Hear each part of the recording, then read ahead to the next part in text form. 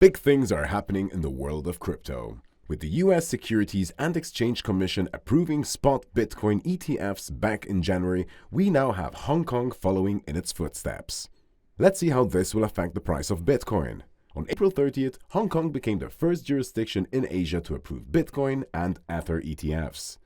This represents a stark contrast to mainland China's decision to ban crypto trading and mining back in 2021.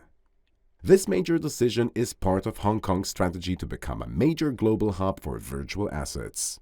Unlike the US, where spot Bitcoin ETFs can only be purchased with dollars, Hong Kong's model allows for an in-kind creation. This means investors can directly exchange cryptocurrencies for ETF shares.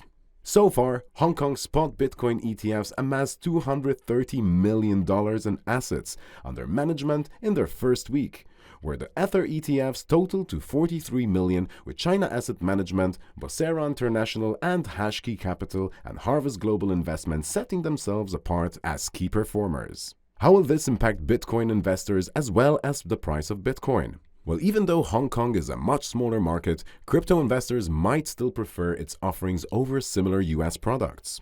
For starters, US taxes and regulations are a lot less favorable than those in Hong Kong. In Hong Kong, spot Bitcoin ETFs are not subject to capital gains tax, which makes them a really attractive option. The already mentioned in-kind creation models allows for the direct exchange of cryptocurrencies for ETF shares, which results in lower transaction costs.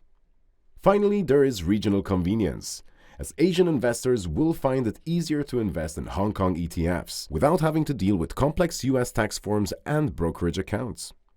As for the price of Bitcoin, both the US and Hong Kong ETFs will provide investors with easier access to Bitcoin, which could lead to increased demand and Bitcoin price growth.